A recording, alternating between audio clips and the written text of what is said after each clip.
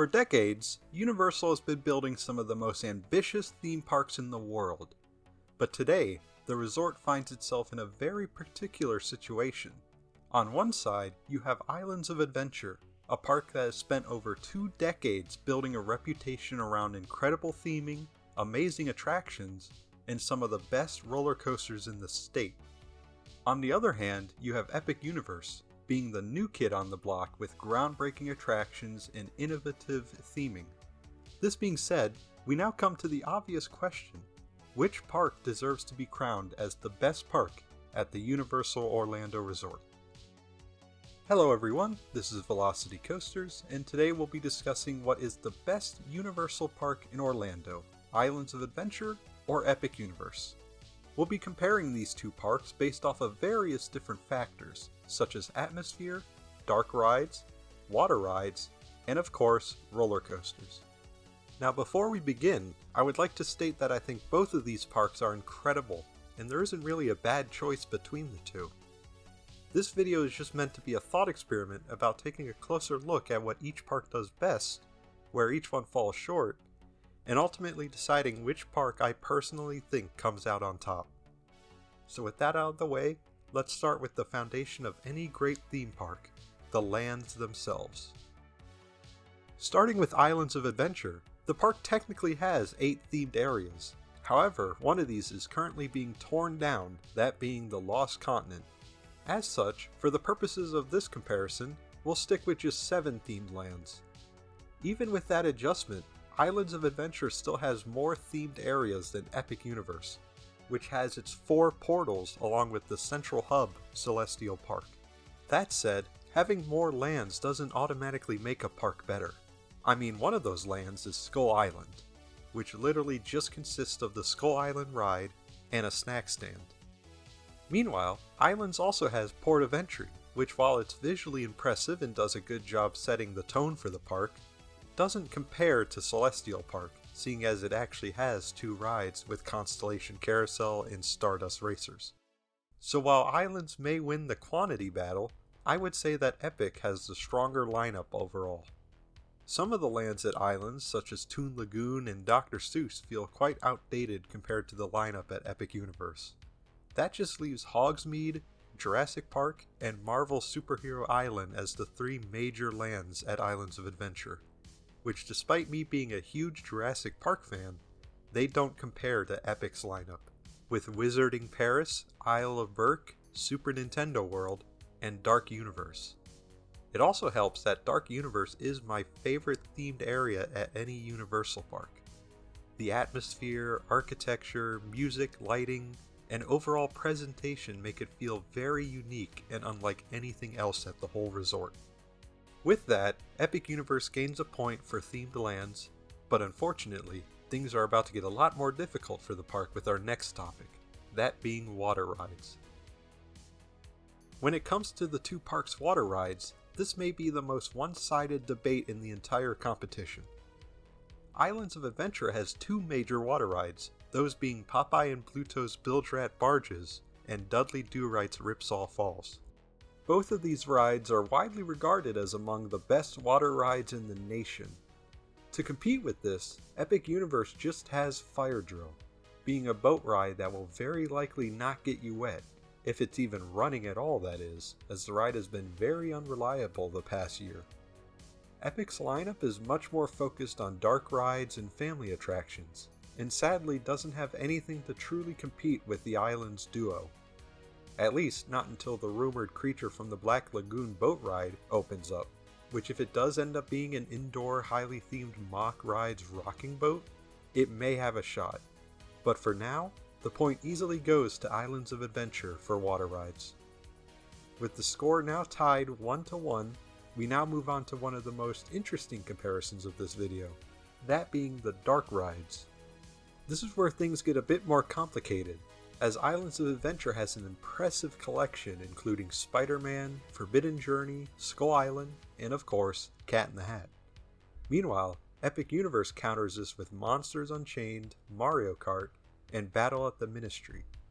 Since both Forbidden Journey and Monsters Unchained are Kuka Arm based rides, we can compare them together, in which the clear winner for me is easily Monsters Unchained, being my favorite dark ride ever. I could easily make a whole video on why this ride is so good, from the practical effects, the screens, the animatronics, and even the multiple pre-shows that all come together to make an experience that feels incredibly ambitious. If you would like to see that, let me know down in the comments below. And while you're down there, you should subscribe if you haven't already, as we are well on our way to hitting my goal of 500 subscribers before my Cedar Point trip next month. Shilling over, the next matchup we have is Mario Kart and Spider-Man. Mario Kart is obviously the newer and more technologically advanced attraction, but Spider-Man was revolutionary when it opened, and even more than 20 years later, it remains an incredibly fun ride. Personally, I don't think this should be much of a shock, but I'm going to give this one to Spider-Man. There's just something about the combination of physical sets, 3D effects, and motion simulation that still makes Spider-Man feel special after all these years.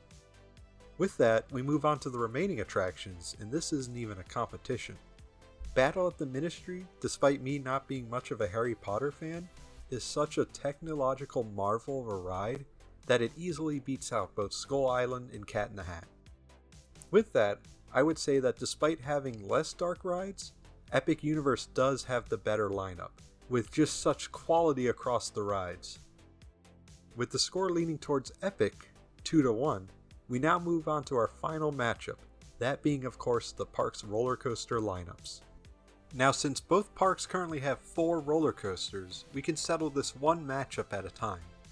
First up, let's get the weakest coasters out of the way, those being Flight of the Hippogriff at Islands of Adventure and Minecart Madness at Epic Universe. This point easily goes to Flight of the Hippogriff for me, as at least it succeeds in being a small junior coaster. Minecart Madness, meanwhile, has become the roughest coaster in the resort despite it being brand new. With that, we move on to the wildest matchup, being Curse of the Werewolf and the Incredible Hulk coaster. Now despite the fact I have a soft spot for Werewolf, as mentioned in my most underrated roller coasters video, it's not touching Hulk. That launch out of the tunnel alone is enough to give Hulk the advantage. And once you add in the inversions, intensity, and overall scale of the ride, there's really no contest. Next up, I would consider to be the closest matchup yet, that being Hiccup's Wing Gliders and Hagrid's Magical Creatures Motorbike Adventure. Both are Intamin family thrill coasters, and as such are both excellent examples of rides designed to appeal to a much broader audience while still offering enough thrills to keep enthusiasts interested. In the end, I had to give the point to Hagrid's, however, due to the motorcycle seating, more launches, a backwards section, and especially the drop track, making Hagrid's way more of a dynamic ride. With that, we arrive at the final matchup, the headlining coasters, Velocicoaster and Stardust Racers. This is a very difficult matchup, as if you've seen my top 10 roller coasters video, you will know that these are my top 2 coasters I've ever been on. However, one of them is placed higher than the other, which would be Velocicoaster. There's just something about this ride that still holds up so strong, even though Stardust Racers on its own is still such an elite ride.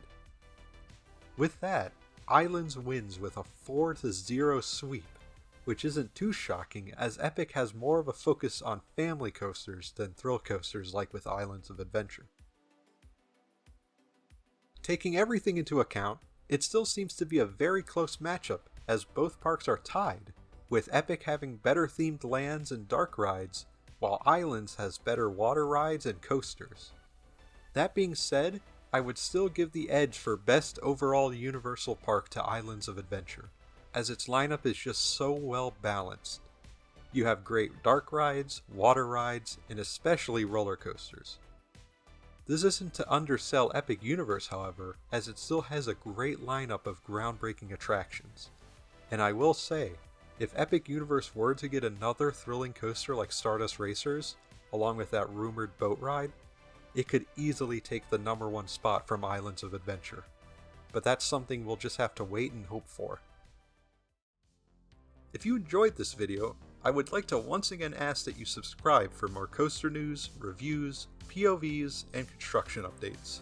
I would also like to thank the channels that provided the copyright-free off-ride footage used in today's video. Their channels, along with all the music used, will be linked in the description below. Thank you all so much for watching, and I'll see you guys in the next one.